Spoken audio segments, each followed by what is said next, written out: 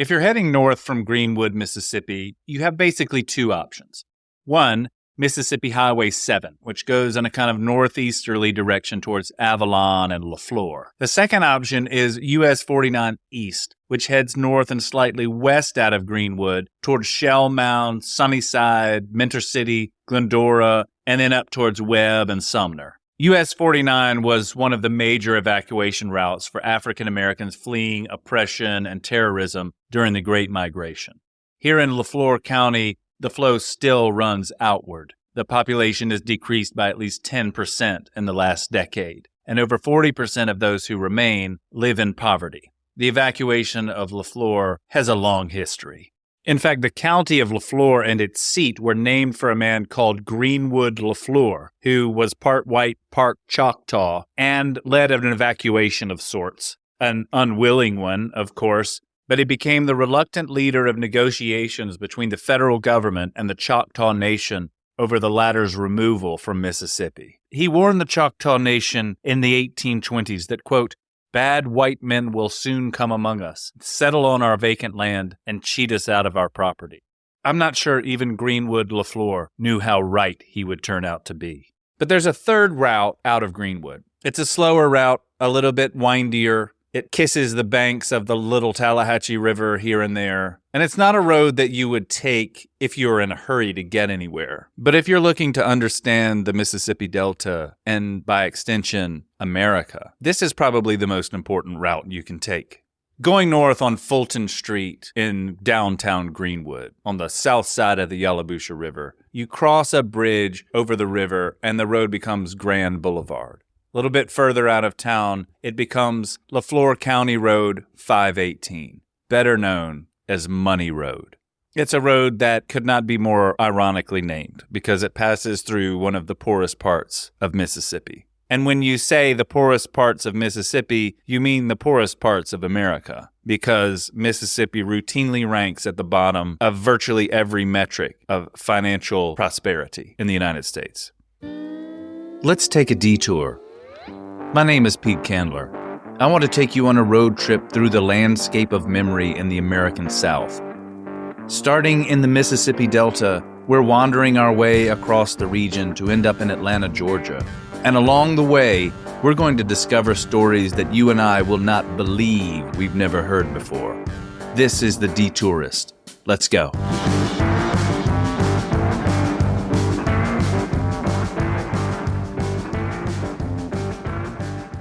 The little village of Money is at the intersection of Sunnyside Road and Money Road, just on the eastern side of the Little Tallahatchie River. There is almost nothing to Money today, but it's known for one thing and one thing only.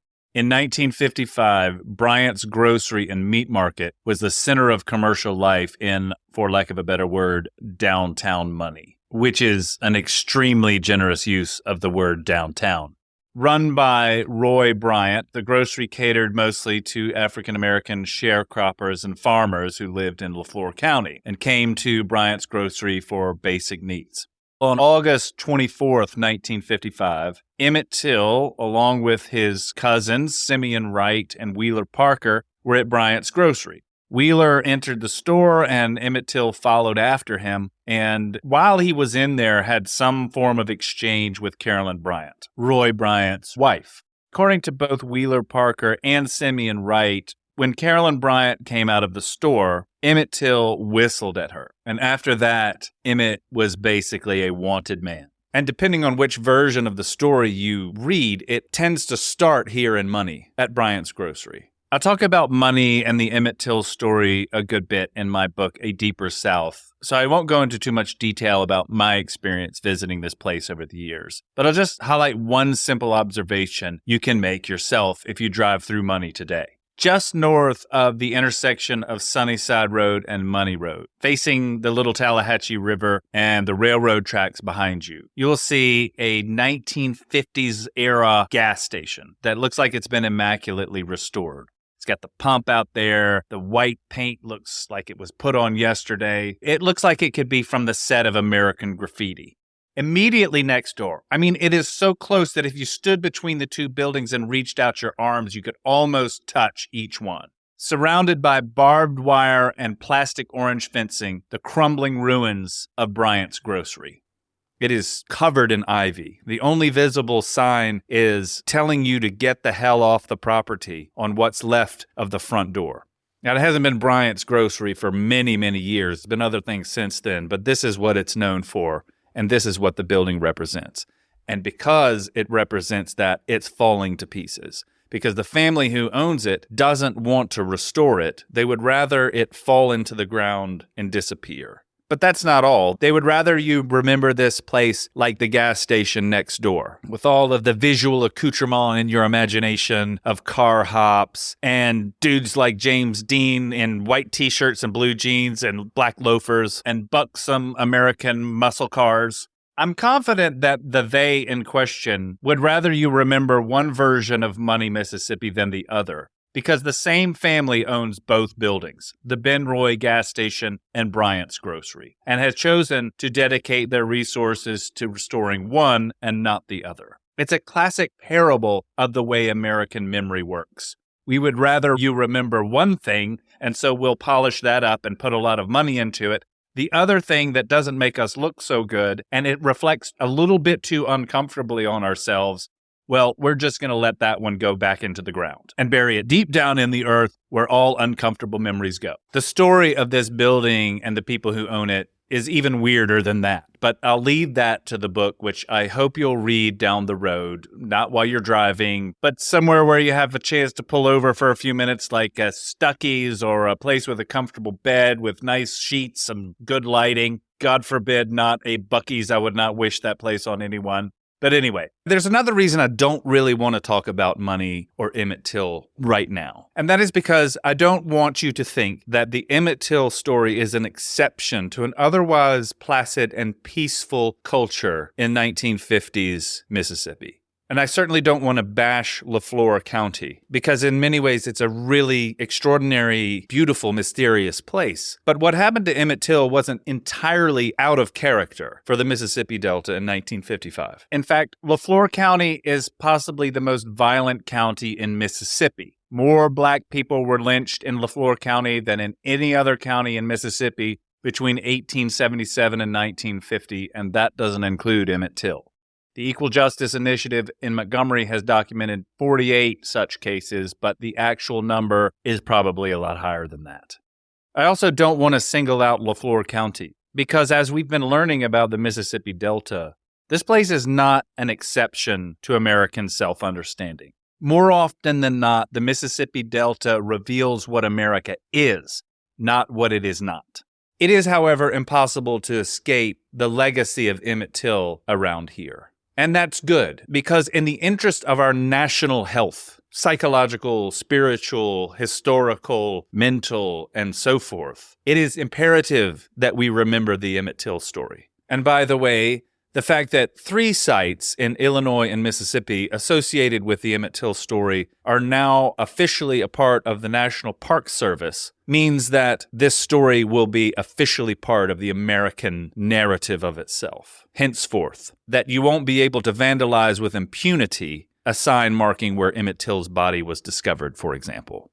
That is now a federal felony. The landscape of Leflore County, yes, it is marked by Emmett Till. And it's not the only county that is part of that story. I really learned this from Dave Tell's book, Remembering Emmett Till. We tend to associate Emmett Till with Tallahatchie County, with the farce of a trial in which J.W. Milam and Roy Bryant were acquitted for his lynching in September of 1955. But in fact, the Emmett Till story touches Leflore County, Tallahatchie County, and Sunflower County. And as Dave shows in this remarkable book, there are reasons why certain powers in this part of Mississippi have wanted to keep the story just in Tallahatchie County. Long before Emmett Till's rail journey from Chicago to Money, there was a legacy of violence here in Leflore County that isn't on any historical markers, at least that I'm aware of. Decades before Emmett Till, in the 1880s, a man called Oliver Cromwell, not that Oliver Cromwell, came to Leflore County to establish local branches of the Colored Farmers Alliance, which was a national fraternal organization designed to advocate and protect the needs of black farmers, whose interests were not adequately represented by the larger white Farmers Alliance. Now, the two organizations attempted to work in tandem for, quote, purposes of mutual protection, cooperation, and assistance to form a sort of hedge against the overwhelming political power of the planting aristocracy. Now, as a side note, Leflore County was late to be developed. It was only in the 1880s when people started to really flock into the county. By 1900, barely 12% of the population was white. And during the 1880s and 90s, overwhelmingly populated by black citizens, most of whom were poor farmers. And Leflore County was at the heart of the Cotton Kingdom. Wealth amassed in the county's seat of Greenwood was cultivated and farmed out in Leflore County and in other surrounding counties. But in the late 19th century, this area was a cotton-producing juggernaut. Now, white merchants in Leflore County were incensed at this, so Cromwell encouraged his fellow farmers to shop at a Colored Farmers Alliance store in Durant, in neighboring Holmes County. Durant is actually a good ways away. It's clear on the other side of Greenwood. It's not really even in the Delta anymore. It's up the bluffs beyond Lexington before you get to Kosciuszko. White merchants in Leflore County were furious at their potential loss of business and, quote, circulated reports that Cromwell was an ex-convict who could not be trusted, unquote. Cromwell gets an anonymous letter in the mail. It's got crossbones, a skeleton, and all of this. It gives him 10 days to quit his job and leave the country. Local members of the Colored Alliance rallied around Cromwell in a show of support. They call a meeting in support of Cromwell, write their own letter to the white farmers. Claiming to represent 3,000 armed men, about 75 of them march through Shell Mound in military formation to deliver their forceful response to this white provocation, and say they're going to stick by Cromwell, and if any efforts were made to disturb Cromwell, they would kill, burn, and destroy. Rumors of the prospect of legions of armed black men amassing in Mentor City spread across the county. Here, at last, was the dreaded race war that whites had been fearing and maybe even secretly desiring for decades. It was no secret that whites in Mississippi generally resented the rising political and financial power of black people, and the opportunity to squash a black rebellion seemed to seethe from the margins of daily newspaper items. This kind of stuff was on the front page almost every day. And while Cromwell and his alliance were standing their ground in Leflore County, the executive committee of the state's Democratic Party issued a statement to, quote, the democracy of Mississippi. Allow me to read to you a portion of it. We must show the world that that race created to govern and which has governed all other races where thrown in contact will in Mississippi stand by the common civilization of the Union which that race has constructed and maintained. It will never consent to be ruled by another race, as a race manipulated by renegades. The flag of a Caucasian civilization must fly triumphantly at the South, and in every other section of this proud land and throughout Christendom. On the very same page of the Atlanta Constitution on which this passage is quoted, there is a report from Jackson, Mississippi that, quote, Oliver Cromwell is said to be a desperate Negro of bad character. Lines like this are used so often in this period, this amounts to almost plagiarism. It's practically, in our parlance, a meme. In such a context, what happened next in Leflore County is as unsurprising as it is violent. The governor sent in the National Guard to, quote, restore order. And when they arrived, they found a mob of white men armed and mounted on horseback who had come from all over the place. Over the next 4 days, as many as 25 black men, women, and children were hunted down in the swamps around Leflore County in their homes and massacred, quote, like dogs.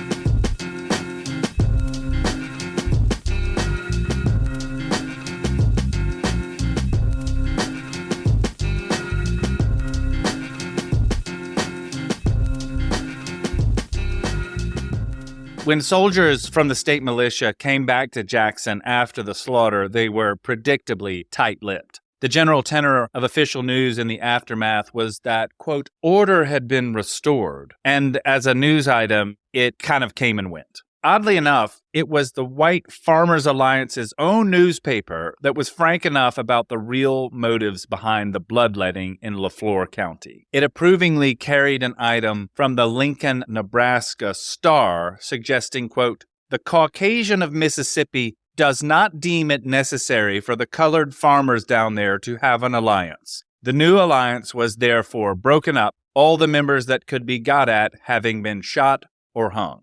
As it turns out, the threats of an armed uprising from the Colored Farmers Alliance was mostly bluster, and you can understand why. In reality, they were poorly armed, if at all. As the historian William Holmes has written, the most telling evidence of a scarcity of arms among the blacks is the fact that there was not a single report of a white being wounded or killed.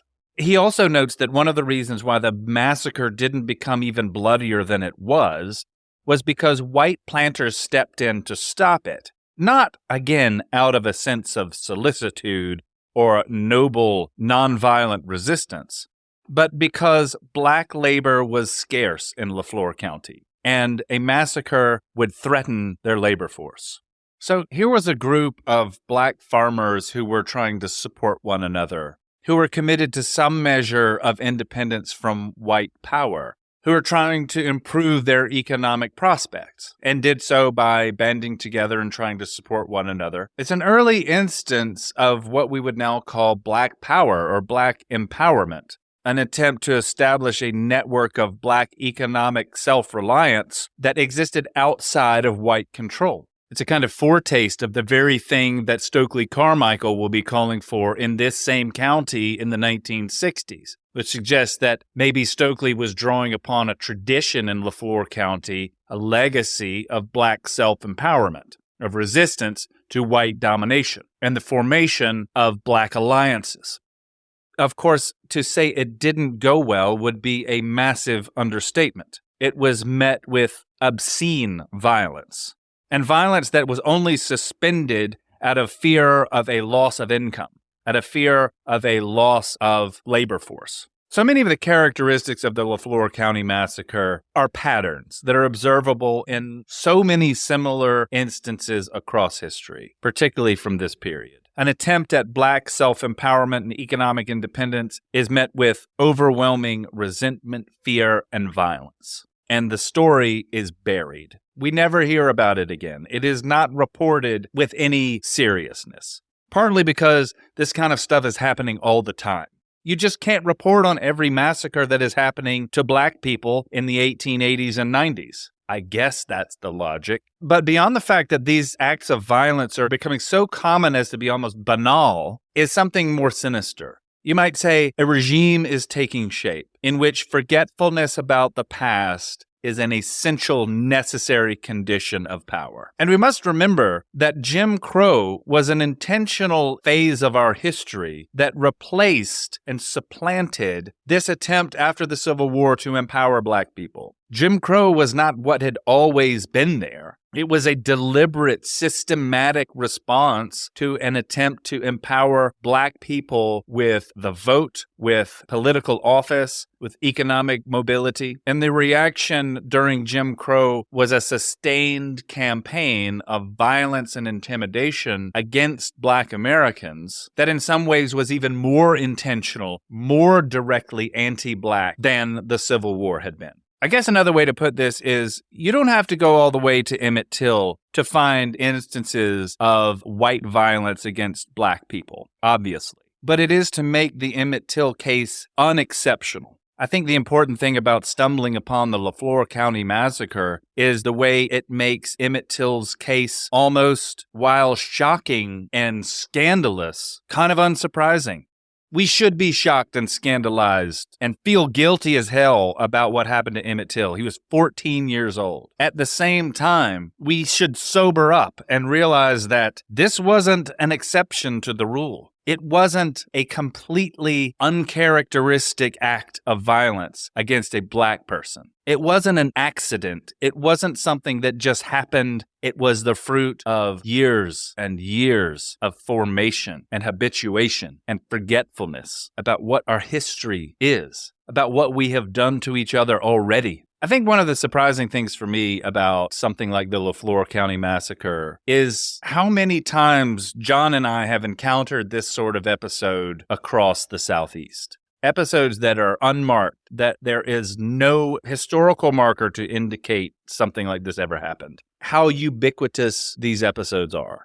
We started this journey with a Vicksburg massacre that has no marker, that I had never really even heard about myself practically until the moment I started telling you about it. This kind of thing happened everywhere. It happened in my own hometown of Atlanta. We never heard about the 1906 massacre of Black people in downtown Atlanta when we were in school. If there was a marker to every episode of this nature, and you stopped to read each one, it would take you a lifetime just to get across the Southeast. A lifetime. Remembering Emmett Till is essential to our national well-being. I believe that firmly and strongly as I believe anything. And it's just the beginning. There is a great deal more we have to do as a nation in the interest of restoring our memory of ourself. James Baldwin once wrote that no one wishes to be plunged head down into the torrent of what he does not remember and does not wish to remember. He also said, what the memory repudiates controls the human being. What one does not remember dictates who one loves or fails to love. And some of the ongoing history, of course, is not just some bag of facts that exists in the basement of our culture to be recovered and visited when we feel like it. It is like a living organism. With the past can nourish the present. In the same way, the present can always be giving new life to the past. One example of this for me is when I was in the Delta in the late summer of 2023 for the dedication of the National Park Service site of Graball Landing, where Till's body was discovered in 1955. How I got there, I have no idea. I attribute it to some clerical error, but I was grateful to be there with friends of mine like Patrick Weems, who run the Emmett Till Interpretive Center in Sumner, and whose work has been dedicated to keeping this memory alive and reminding us why it's important to keep this story alive. But one episode in particular was especially powerful instance of the way history is alive and the way preservation of buildings enables an encounter with history and with people that might not be possible otherwise. On August 27th was one day before the anniversary of Emmett Till's murder. We were in the courthouse in Sumner, the Tallahatchie County Courthouse, where Milam and Bryant were tried and acquitted for Emmett Till's lynching. The building has been restored, and now it is on the verge of being converted. The occasion for my visit was a memorial service for Mamie and Emmett Till in the courthouse. It was a Sunday. It was basically a worship service. And the courtroom is on the second floor, and it looks like a basic courtroom. There's the judge's bench up front, the jury box on the left-hand side. As I've taken my seat, waiting for the service to begin, a group of young Black men and women from a local university start to process into the courtroom, walk down the center aisle, up on the platform, and turn to the left toward the jury box. There's the same jury box where 12 white men acquitted J.W. Milam and Roy Bryant for murdering Emmett Till, a crime to which they later confessed rather gleefully in a magazine interview. This site, which we associate with such miscarriage of justice, a predictable miscarriage of justice, not at all surprising for 1955 Mississippi, but nevertheless a site that just bears a weight of guilt, of just getting it so wrong and knowing we were getting it wrong, of laughing in the face of justice. That's what this jury box represented. But on this day, it was occupied by a choir of young Black students from Mississippi Valley State University in Itta Bena in Leflore County. This site of such egregious injustice had now been taken over by a Black choir singing hymns of mourning, of celebration, of promised resurrection, of hope, the transformation of a site of iniquity into a site of possibility, as if it had been repossessed, reoriented, given new meaning, new life, and if not quite redeemed, then maybe at least put on the path to redemption. This site cannot any longer be associated with deliberate amnesia. That's no longer possible. And that's not nothing. For the site of where Emmett Till was denied justice, this place now makes possible an encounter with that history, and even an encounter with the random people who happen to show up in that place. One thing my encounter with a stranger in this courtroom taught me is that the Emmett Till story isn't over. The Emmett Till story probably doesn't even have an ending. In fact, no story ever really does. You've been listening to The Detourist. I'm Pete Candler. Special thanks to Henry Candler for some of the beats for this episode, and to our editor, Justin Rabovsky. If you haven't already, please subscribe on Apple Podcasts or Spotify or wherever you listen to your podcasts. And also subscribe to our Substack, adeepersouth.substack.com. Or you can visit us at adeepersouth.com or find us on Instagram at, you guessed it, adeepersouth. Thanks for being here. See you next time.